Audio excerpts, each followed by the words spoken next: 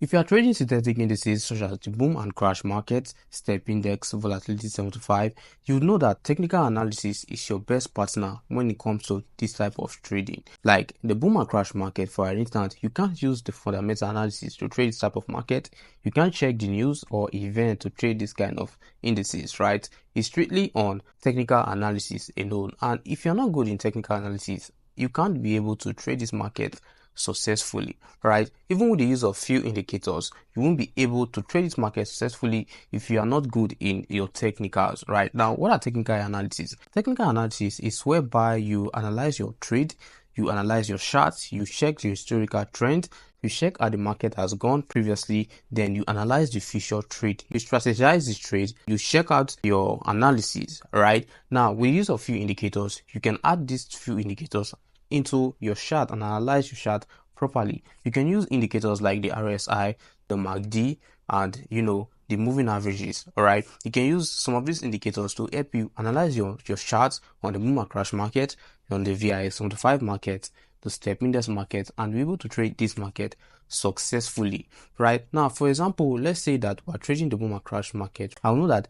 the boom and crash market, on the crash market, the market continues to buy until you get to a certain point whereby the market drops, right? And on the boom market, the market continues to sell until you get to a certain point where the market buys, right? I will call those points that when the market buys, we'll call it a spike, right? On the boom, when the market buy, we'll call it a spike.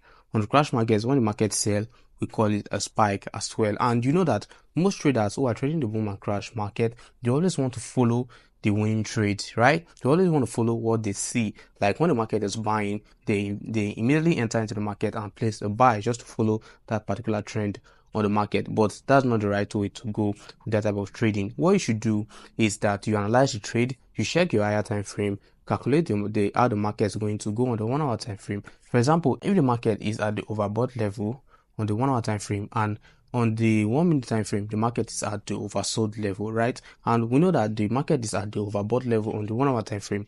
The market will continue to sell on the 1 minute time frame. Although the market is going to buy a little bit before it will sell again, because the market is at the overbought level on the higher time frame, which is the 1 hour time frame, right? And we know that the higher time frame is what controls the 1 minute time frame, right? Because before we place our sell or our entries, we always go to the 1 hour time frame to confirm our entry before placing a sell or a buy entry position. Right now, you see how this market can go. You can see how technical analysis can help you trade this boom and crash market via 75 market step index successfully on your trade. Right now, how do you analyze your market chart perfectly? How do you check your market chart, and how do you see a good analysis on your trade? This is what you need to do on your analysis. First, when you get into the market on either boom on crash market, the first thing you should do is to check how the market is going. Look at the price, right? Look at the movement of the market. Look at the price. If the market has bought up to a particular period of time, you wait. Do not place a buy if you're on the crash market. After 10 candlesticks, the market has bought up to 10 candlesticks, the market could sell, right? So that should be the first thing that should come into your mind if you are trading crash markets.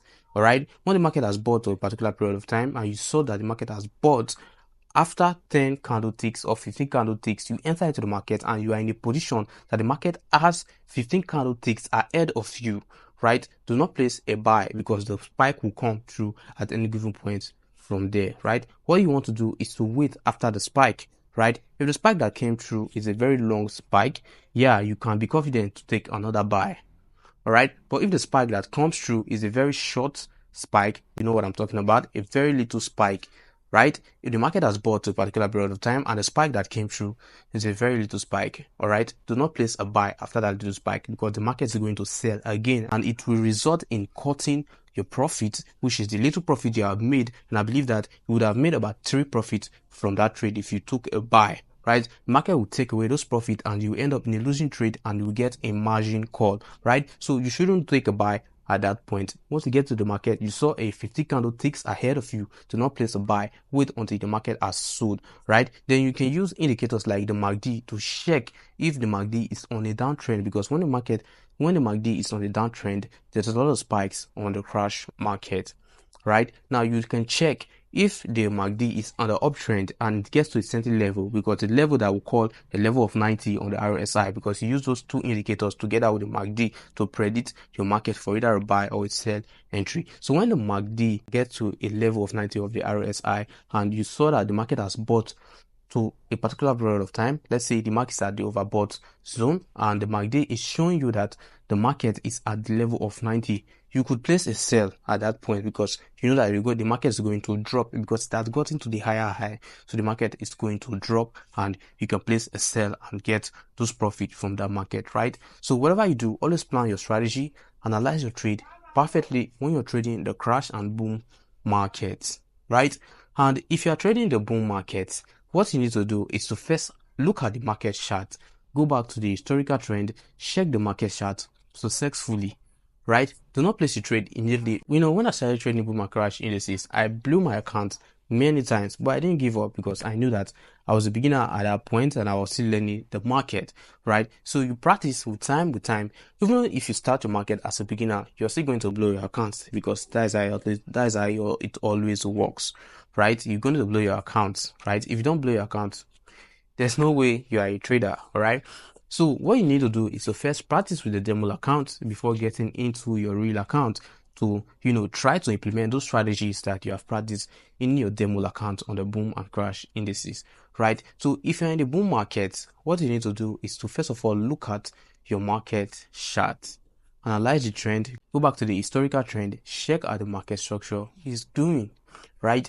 Then when you see that if the market has bought to a region, higher high, market has bought, then you could place a sell, because you can see that you can measure it, right? Using the those pointer, you can measure it and see how far the market has bought, right? Then you can place a sell, taking about 5 or 10 candlesticks from that market.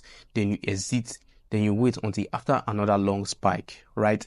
So the only time you should be more confident on the market is after the market has bought. On the crash markets, the market has bought a particular period of time, then you are confident that this market will sell, right? Do not place a sell if you enter into the market on crash that the market has bought for a particular period of time and you want to continue to buy that market, the market will crash and you end up losing that trade.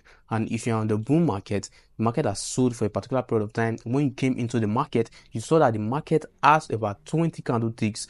Do not place a sell because that market would spike, right? To avoid that type of market, only place a sell when you see a long buy on the boom market. If you are not using any indicators, right? If you are using price action strategy alone, right? Now I'm going to tell you about few good indicators that I use to trade the crash and boom market, the step index, the volatility 75 index.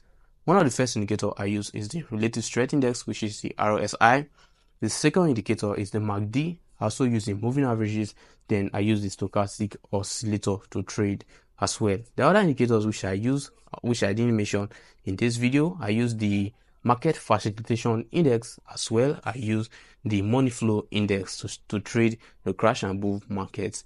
All right, so you can see that with indicators like this, you can trade the crash and boom market successfully. You can analyze your trade successfully. You can predict the market movement successfully, right? All you need to do is keep practicing. If you want to master this boom and crash markets, all you need to do is keep practicing. You might see that this market is too hard to learn, but it's not that hard at all. You need to do is consistency. With consistency, you can practice this market successfully, be able to learn key features from this market so that in your next trade, you'll be able to better your trading strategy and your trading skills. All right. Now, if you find value in this video that I've just shared with you guys, do well to like and subscribe to the channel, the Daily Forex, for more awesome trading tips and strategies. I will see you guys on the next video. Yes.